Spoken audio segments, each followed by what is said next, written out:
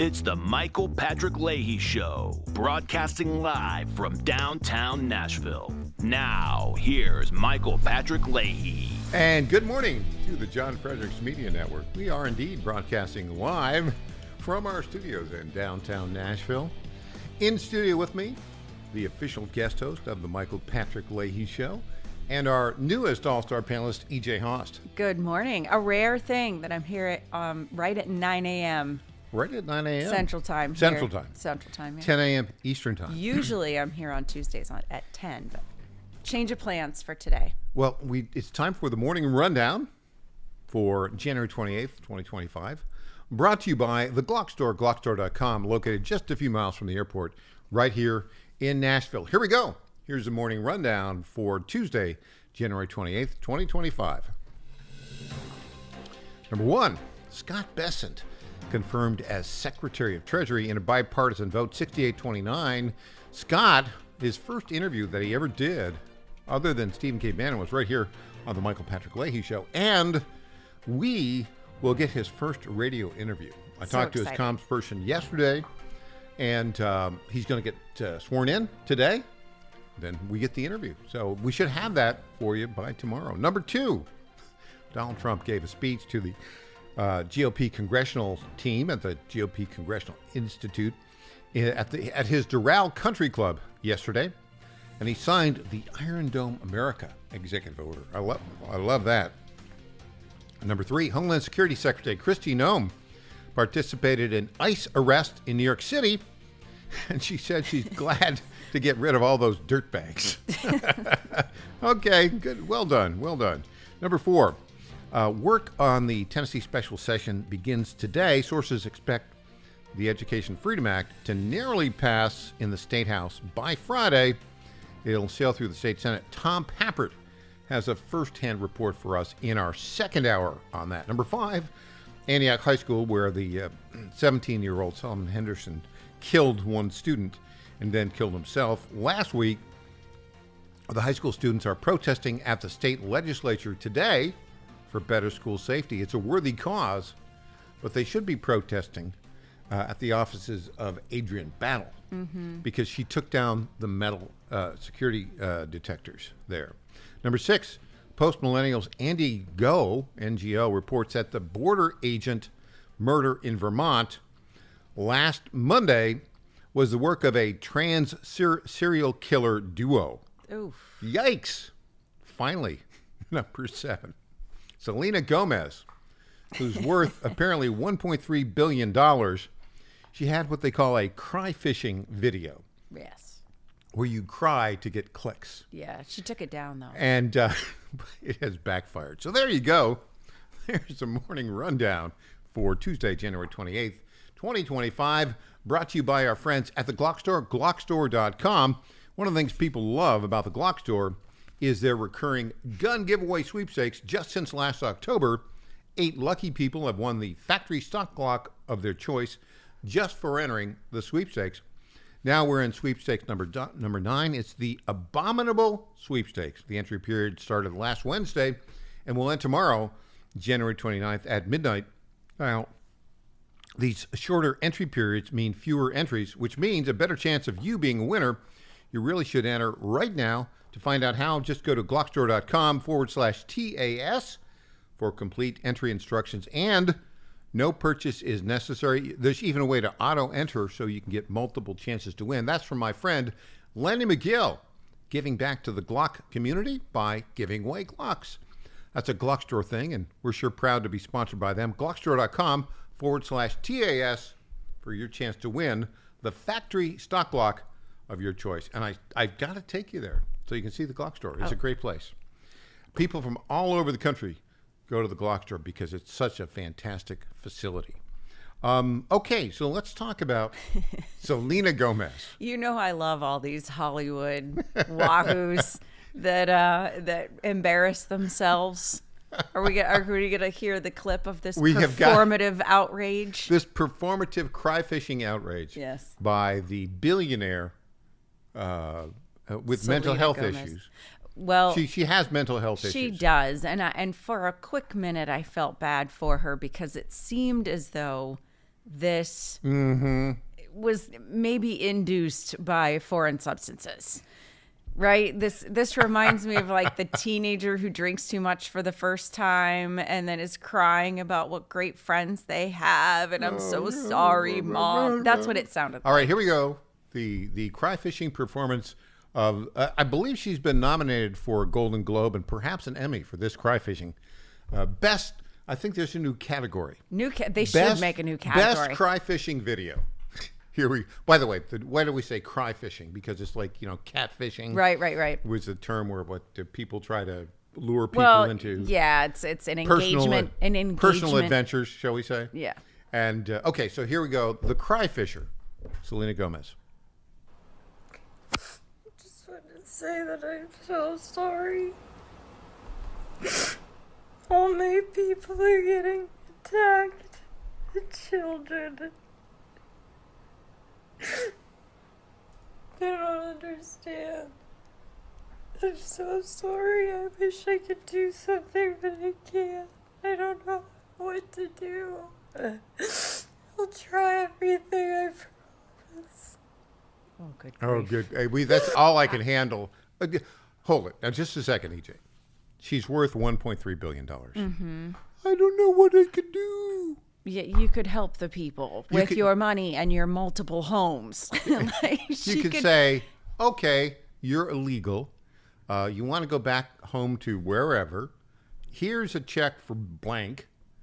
Or I'll take my private plane and I'll fly you back there. Right. And I'll give you some money so you can... Well, and she's BFFs with Taylor Swift, isn't she? Or did they have a falling out? So who knows? Between the two of them, they could save everybody.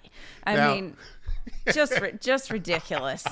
But listen, these are people who play pretend for a living. Yeah. Right? Yeah. So every time they cry, in fact, there was I think it might have been Laura O'Donnell, somebody on CNN yesterday, I saw a little clip. Oh, the kids, this immigration, all that. Okay, stop. Stop holding back the tears. Stop doing all this performative outrage. It's not real. No. These people play pretend for a living and give each other awards for doing so. You know what's real? You know who's real? Tom Homan. Love that guy. Here we go. Here's Tom Homan responding to the cry fishing performance. The Emmy Award-winning cry fisher, Selena Gomez. Here we go. Don't know if you've had a chance to see a video that has been going viral over the past hour or so. We're still working to clear it and show it. In fact, the Hollywood celebrity who posted it has now deleted it, I think because probably she faced a lot of backlash for it, noting even the New York Times and Fox News polls show that a majority of American respondents are in favor of deportations of criminals and gang members. She posted a video sobbing. She was crying in it. She said, all my people are getting attacked, with the picture of a Mexican flag. Again, she has now taken that down. But what do you say to those who are out there saying that these are everyday people, these are families that are being attacked and dragged out of their homes? How do you respond to that? I don't think we arrested any families. We've arrested public safety threats and national security threats, bottom line. And look, President Trump won the election on this one issue, securing our border and saving lives. What happened on our southern border last 4 years is the biggest national security threat this country's seen, at least in my lifetime, because we got over 2 million known gotaways. We got a 600% increase in sex trafficking. We got a record number of terrorists crossing the border on the terrorist watch list. We have 250,000 Americans die from fentanyl coming across the open border. We're going to do this job, and we're going Okay, is there any doubt that Tom Homan is going to do this job? Absolutely none. Isn't he great? He's Listen, great. What I like about him is that he is so matter of fact. He says what he means. He's doing what he says he'll do, and he's fulfilling a promise. He's absolutely right that we gave them a mandate. We said this is something that is a top priority for our nation right now. We want all the illegal criminals to leave our country. There are a lot of Trump impersonators out there. We need a Tom Homan impersonator. We're going to do this job. Really? Deeper voice. Deeper voice. like the football fullback linebacker that he is. The bulldog. The bulldog. Yeah. All right. When we come back, a very interesting portrait was released yesterday. And there's a lot to talk about this portrait. Back after this, I'm Michael Patrick Leahy.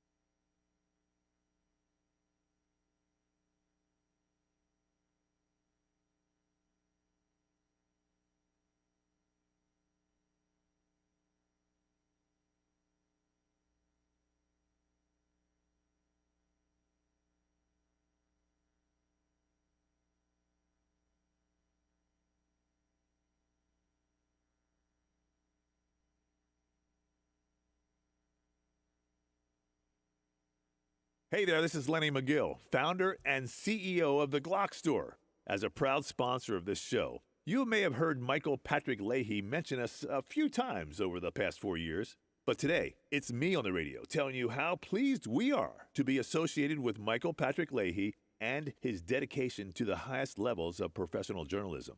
Michael Patrick Leahy has been threatened with jail time in bringing the true facts about that Nashville Covenant shooting to his listening audience. Michael Patrick Leahy, you keep doing what you're doing, and we here at the Glock Store will keep sponsoring your show for the good of Nashville and the entire country. And I'm personally inviting all of your listeners to come visit and shoot at the Glock Store. It's where Michael Patrick Leahy learned to shoot a gun for the first time and where he bought his own personal Glock 19. I'm Lenny McGill, founder and CEO of the Glock Store here in Nashville, just minutes from the airports, worth the drive from anywhere, and a proud sponsor of Michael Patrick Leahy and the Tennessee Star Report. Welcome back to the Michael Patrick Leahy Show. Now, here's Michael Patrick Leahy. Welcome back to the Michael Patrick Leahy Show. In studio, all-star panelist, official guest host of the Michael Patrick Leahy Show, EJ Haast. EJ, we're going to get to this portrait in just a minute, but because we want to make it fun for everybody. Yeah. There was a Colombian comedian. Okay. Who was talking about the difference between his president and our president.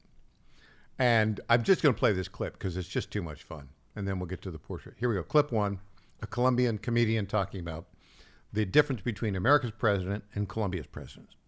I'm from Colombia. I don't know if you saw the shit show that happened today where my president was like, we're not taking back any planes with deportees. And Trump was like, we're going to slap you with 25% taxes tomorrow on everything you send to. And then the Colombian president was like, I would like to rethink my decision. I would like to send a plane myself, my own plane, my personal presidential plane is going to go pick him up wearing a red hat that says, Make America Great Again. Please, Mr. Trump, do not do this to me. He's not wrong. Strength and power. Yeah. Well, and it wasn't just the terrorists, remember. He was like stripping visa. And I think the visa may have had more, because, you know, the Colombian diplomats love to come to Miami and shop.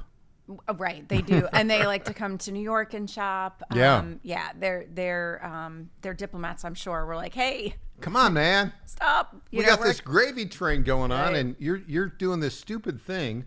I heard somebody else saying, you know, well, if they don't want to take them, we'll just, you know, put parachutes on. Parachutes. I did see the parachutes. I saw a meme with some parachutes there. That's kind of funny, but you know, look, what is the difference here? It's power. It's the exercise of power.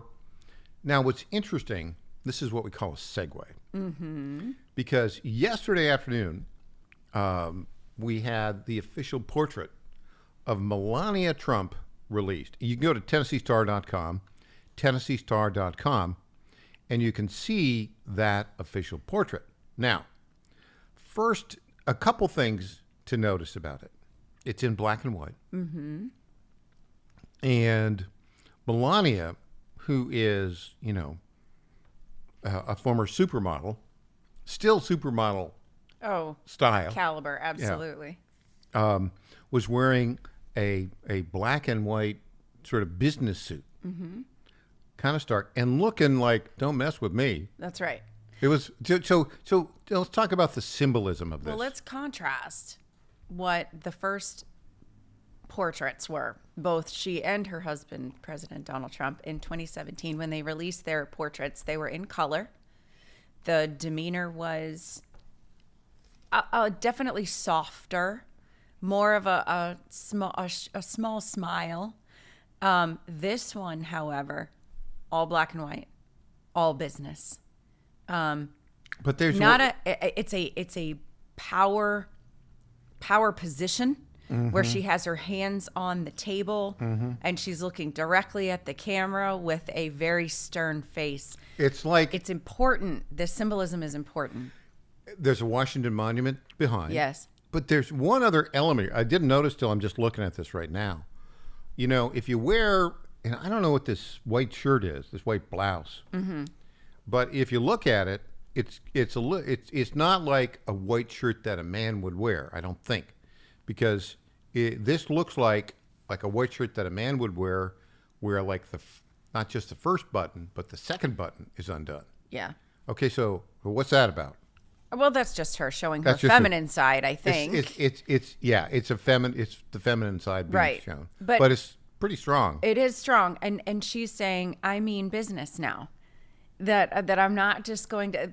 The portrait from 2017, she had her arms crossed. She was looking into the camera, and she's very soft and kind. And you would just look at her and think, "Wow, what a beautiful woman! How lovely."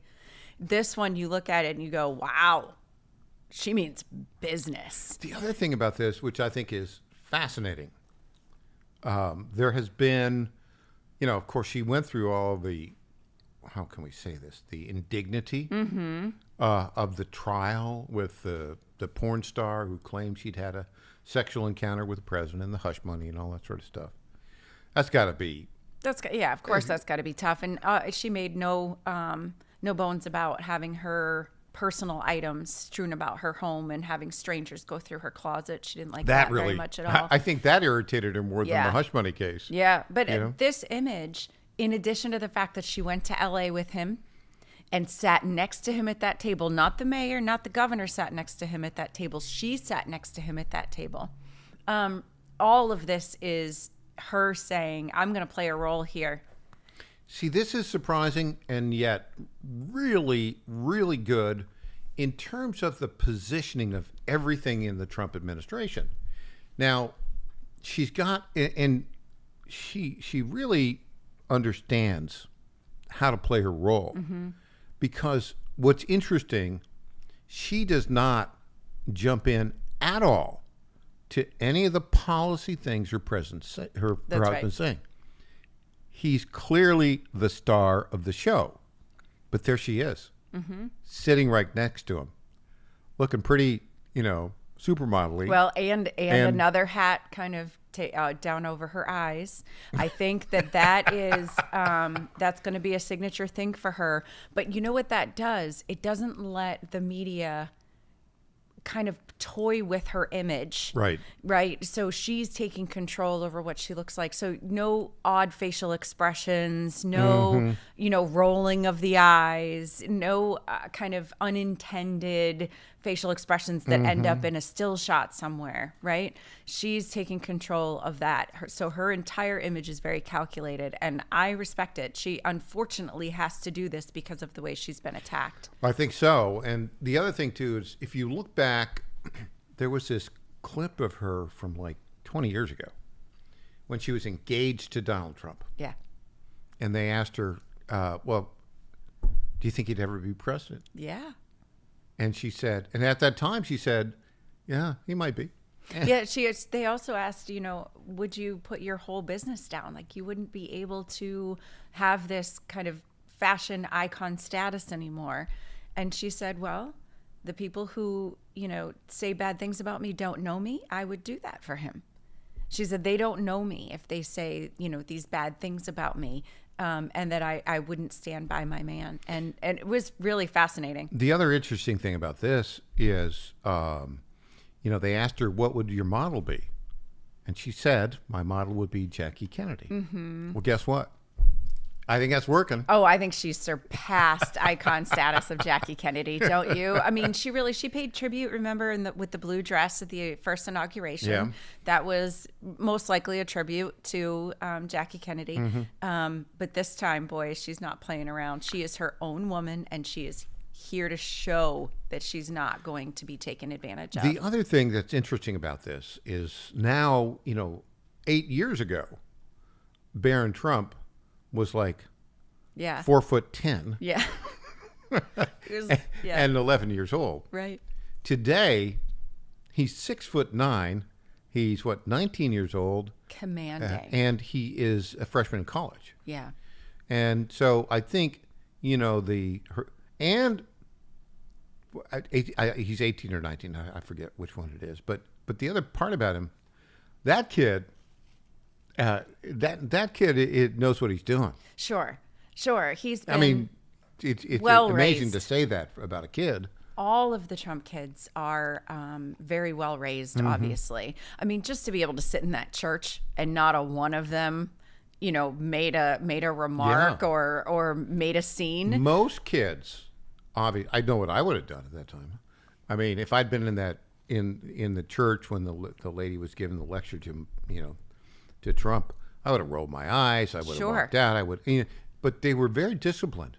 The other thing about this is you see like the kid Kaya Trump, very attractive, a golfer, got a scholarship to the University of Miami, and she did this little video at the inauguration, and you would think, I don't know, she's like 18 or 19. You would think that this kid would be overwhelmingly arrogant. Not really. Not really. And my amazing. kids and all of their friends follow her because she is interesting. She's not your typical influencer, right? Who just comes out with, this is my new makeup routine, right? You're not going to find her she's a cry attractive fishing kid, and whining. She is she's obsessed with golf. Yeah. As is her grandfather. Yeah. Yeah. I don't know. This is just too much fun. You know what? And I think one last thing, too. I think Melania's feeling a little of the empty nester with Barron, too. Could be. Yeah. Anyways, I think we've got a great First Lady. POTUS and FLOTUS doing a great job together. We'll be back with more after this.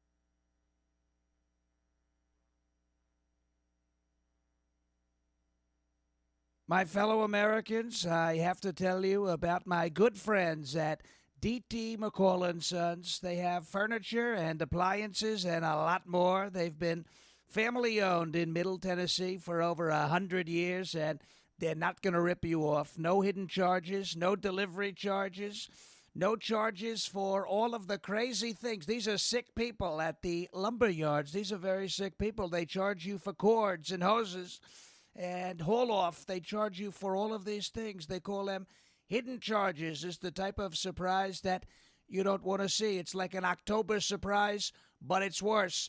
D.T. McCall & Sons, they're not going to do that. They're great people. They're going to give you a great deal. With locations in Lebanon, Carthage, Lafayette, Cookeville, and Franklin, D.T. McCall & Sons will give you the deal of your life. Check them out today or go to dtmccalls.com. Impersonator not endorsed by Donald Trump. Welcome back to the Michael Patrick Leahy Show. Now, here's Michael Patrick Leahy. Welcome back. E.J. Haast in studio. Our number, 615-649-8477. 615-649-8477. We'd love to hear from you. E.J., here's one question. Was there a president of the United States like over a week ago? I don't remember. Because I saw nothing from that guy. Yeah, 4 years of just a black hole of nothingness in the White House, and then all of a sudden we get, I mean, this is 10 years worth of stuff in less than a week. Yeah, a week and a day as of in about an hour. So 8 days of huge activity. Mm-hmm. Will Donald Trump and even the left-wing, German-owned Politico and other left-wing operations are saying, we can't believe how much this guy's been doing. Yeah. And is there at all a possibility that Donald Trump will suffer from overexposure? Possibly, but not yet. I don't know. I don't think so. Here's why. This strategy, I mentioned it last week, is brilliant.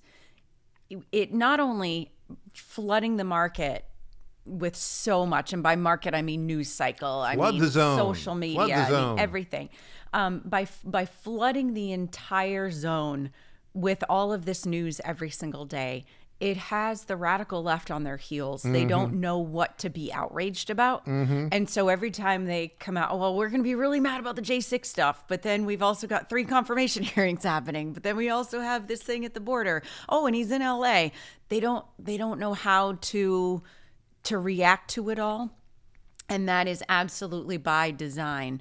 I think it's brilliant. Whoever created it needs to write a book later, and I will buy it, and I will become their biggest fan because it's really a terrific strategy.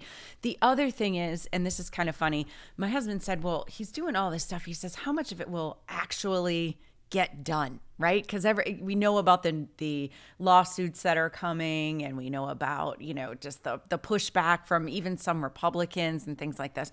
So it doesn't matter because so much of it will get done that the stuff that doesn't get done will just take longer to get done. It's all going to get done at some point, but it's going to take a little time. It's like the price of eggs hasn't gone down yet. That's laughable. Who cares? It'll come down, and people are going to make more money, and we're going to have more chickens. Like, it's going to be fine.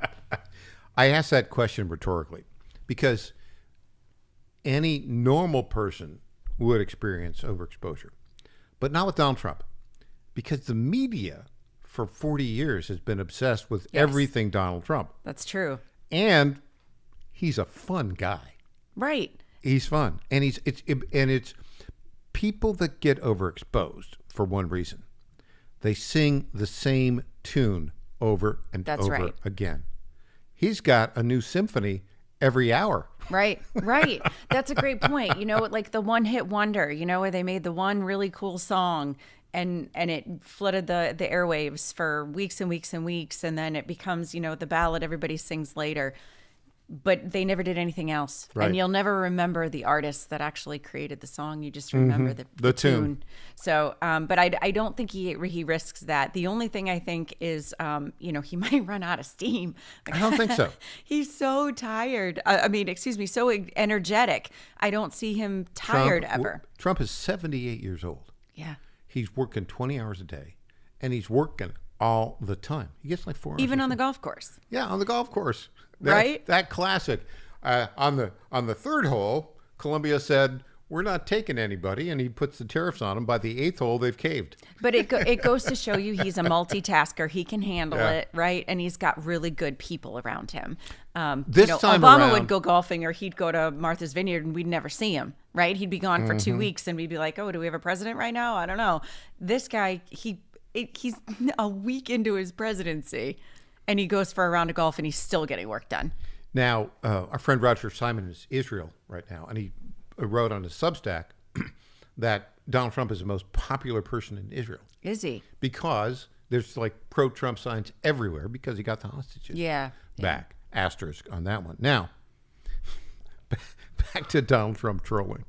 And we have a Tennessee connection on this one. Mm-hmm. I'm going to play this clip, and it's classic Trump. Clip 8. He teases something. I've raised a lot of money for the next race that I assume I can't use for myself, but I'm not 100% sure because I don't know. I think I'm not allowed to run again. I'm not sure. Am I allowed to run again, Mike? I better not get you involved in that argument. No, we raised a lot of money, a tremendous amount, and our teletown halls are something that's very special that nobody else is able to even contemplate using. We've gotten a lot of people elected with those teletown halls. We have 25,000, 30,000 people on just in a congressional area, and they win easy. It works for Elvis. Okay, so what's Trump doing here? Oh, yeah, he's just playing the crowd, of course. You can hear everybody kind of chuckle in the background. He's grabbing a headline. He knows how to get a headline. Again, send the radical left into a tizzy. He can't run for a third term. And, of course, we all know our friend, Representative Andy Ogles, created this bill that he, resolution, so that presidents can run three times, but caveat. They can't run for a third consecutive term. Right. If you've already served 2 consecutive terms, you can't run for a third. That's right. It's called the let Donald Trump run for a third term. That's only. right. That's right. So obviously we discussed that before. Yeah. No chance of passing, but Trump is using it. Of course. To tease. And he absolutely should. He should, because it exposes the left for the chaos that they create among themselves. I mean, they're embarrassing. So down there, this was the House Republicans that were down in the Doral Country Club, which he owns. Yep. And he was in full-blown sales mode. Oh, all you guys, I know all you guys here, you great guys. We're going to do this together. Did you catch that? Oh, of course. And I have all this money you can have if you do what I want, right? He's bragging about all the money they've raised and all these, the teletown halls. That's a cue to the people in the room. I'll show up to your teletown hall if you're on Trump you play train. Ball. Yeah. So actually now, if you are a Republican member of Congress, either the Senate or the House, you're a complete idiot if you don't play ball with the Trump game plan. Right? Because obviously, as one member of the 435-member House, even if you're a committee chairman, you're not going to make much difference. But if you're part of a team, right, you're going to make a lot of difference. And, I think this also signals typically in midterm elections, the president's party doesn't do as well. And we've got a narrow margin of 220, 215, 219, 215, I guess. Yeah. And it could be even lower because we've got some resignations coming up and some special elections. It's 219, 215 right now. We got 2 special elections coming up that could put it down to 217, 215. So total 3 special elections. I mean, in theory, you lose all three, you lose control of the House. I don't think that'll happen. I don't yes, either. there's the possibility that It's remote. anything could happen. But you're right. He's signaling to not just the people in the room, but everybody else who would watch this also. Mm-hmm. Get on the Trump train. This is the plan, and I'm willing to give back. You know, you give a little to me, I give a little to you. I mean, we're all on the same team. That's right. And you're great. You're just great, you guys. I know all you guys. You're so great. Come and join me. Be part of the Trump team. Right. This is a classic salesman. This is why people like Trump. Yeah, he's also a little bit coach, right? he's saying, all right, team, get behind me now. Here's the game plan. Right. And this is the plan that's going to help us all win. And if they will listen to him and do really what he and his team are trying to accomplish, we could see big, big things with this next midterm. Well, he had a terrific idea that he's turned into an executive order on something called the Iron Dome. Mm-hmm. Clip 7. And in a little while, I'll be signing 4 new executive orders. First is that I'm directing our new Secretary of Defense, Pete Hegseth, who's going to be great, by the way. Thank you for the support. Thank you very much for the support. You really did support him greatly. I think he's going to be fantastic. I know him very well. I think he's going to be fantastic. He's what we need to immediately begin the construction of a state-of-the-art Iron Dome missile defense shield, which will be able to protect Americans. You know, we protect other countries, but we don't protect ourselves. And when Ronald Reagan wanted to do it many years ago, luckily we didn't. We didn't have the technology then. It was a concept, but we didn't. And now we have phenomenal technology. You see that with Israel. We're out of 319 rockets. They knocked down just about every one of them. So I think. I'm all in favor of an Iron Dome for the US of A. Can I read you from the actual from the order? So this will. Here's the quote: "The threat of attack by ballistic, hypersonic, and cruise missiles and other advanced. Are you ready? Aerial attacks remains the most catastrophic threat facing the United States." Mm-hmm. I imagine the technology he's talking about is anti-drone in addition to Absolutely. not just the missile capabilities. Yeah. Well, the other thing about this is, in terms of technological advances, the big news yesterday was that this Chinese startup had DeepSeek had produced an AI capability that is comparable to ours, but much less expensive to produce.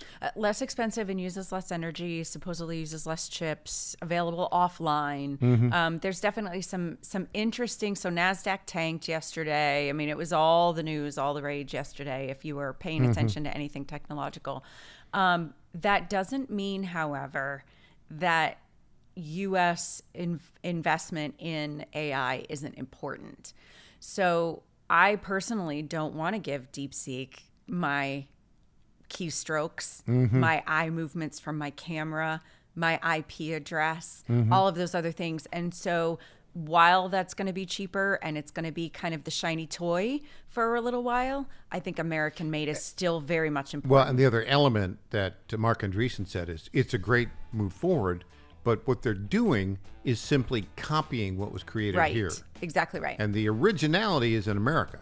Right. When we come back, we got more. We got more Donald Trump. I mean, you can't get overexposed to this guy. Back after this, I'm Michael Patrick Leahy.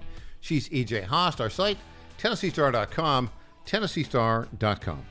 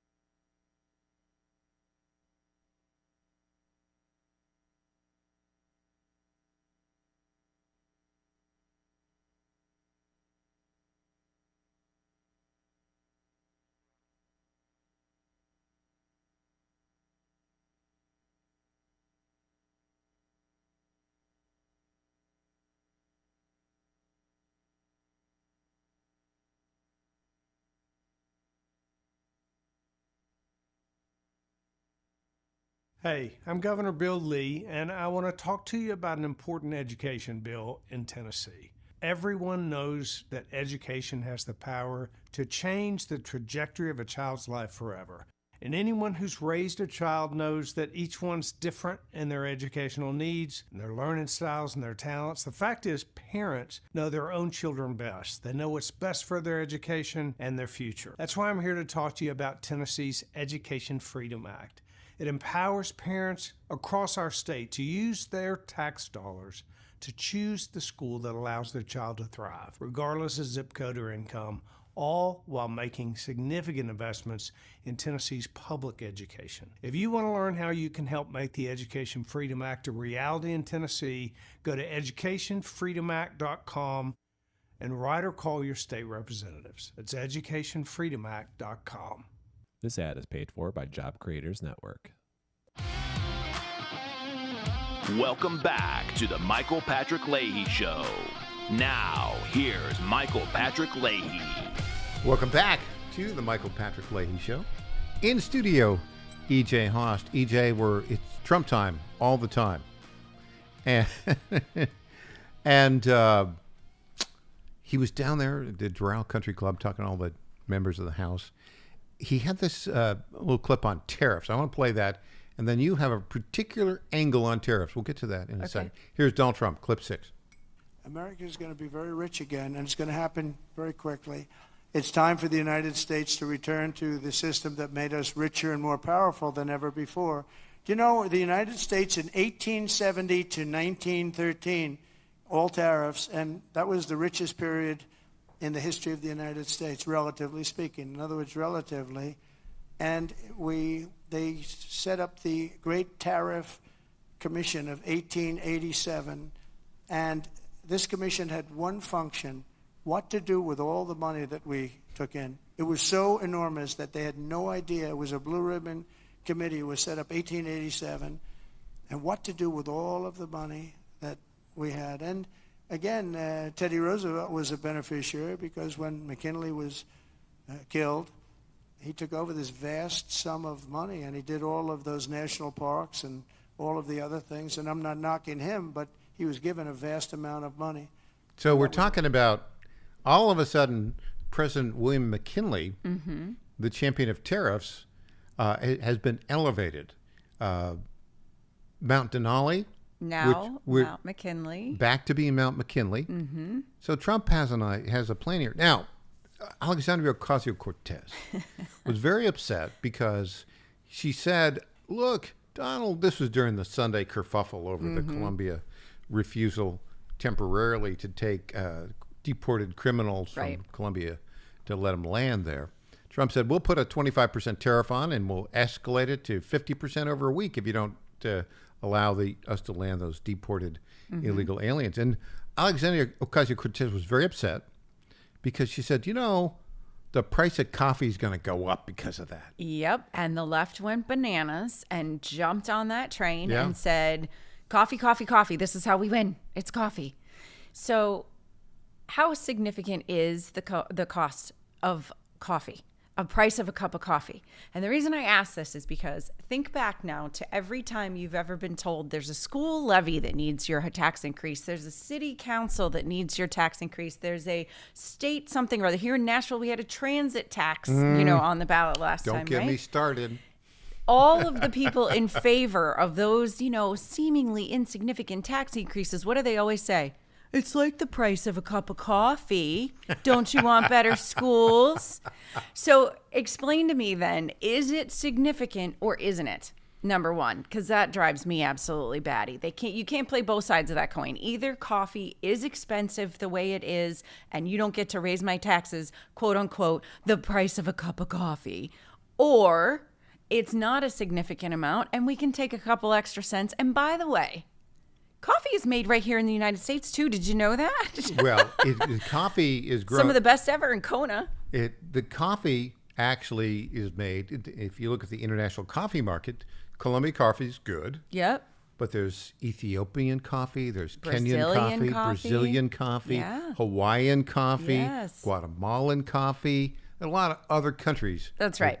That grow coffee beans. That's right. And they tried to make this, this was the narrative. This was what was going to sink Donald Trump in this whole immigration thing. And they're going to win on this argument because, coffee's going to increase. The other one they did was Valentine's Day is coming up, and we get most of our flowers from Colombia. I think we'll manage. We'll manage. It's not going to happen. Trump was on fire yesterday. He also was taking a hit, hitting out at the green new scam, he calls it. Clip 16. I terminated the ridiculous and incredibly wasteful green new scam, one of the great scams in history. Actually, isn't it 12 years up? They gave us 12 years to live, right? I think that we passed it, right? We're still around. Can you believe it? The person that really came up with it is a person that never even took a course on the environment, was a poor student, not a good student, didn't understand a lot, and she came up with this idea, and everybody all of a sudden started going, and then mainstream, important Democrat leaders were starting, they got sucked into it, and we've spent trillions of dollars on just like throwing it out the window. You could throw it out the window, you would have been better off. I withdrew from the one-sided Paris Climate Accord. Hilarious. Yeah, very good. Now, also on this, Trump I thought he was going to mention Al Gore because, you've got this, he loses the presidency in 2000. By the way, when somebody is on a major party and they lose, in most instances, it destroys them. The rest of their life is damaged. I could have been a contender. Yep. Right? Yep. Well, look at Hillary Clinton. Still can't get over it. She's really struggling still. Yeah. It destroys them. Mitt Romney. Mm-hmm. Mitt Romney. Yeah. The only guy who didn't destroy. That guy. The only guy who didn't destroy Donald J. Trump because he won. He won twice. He won 3 times. The second time, let's be honest, they stole it from him. Yeah, of course. There we go. Of course. EJ? Yeah. It is a delight as always. We'll see you Friday. Yeah, Friday at 9 a.m. 9 o'clock. Central. Yep. And when I come back, we have reason to go in and take back the Panama Canal. Stay tuned. I'm Michael Patrick Leahy, back after this.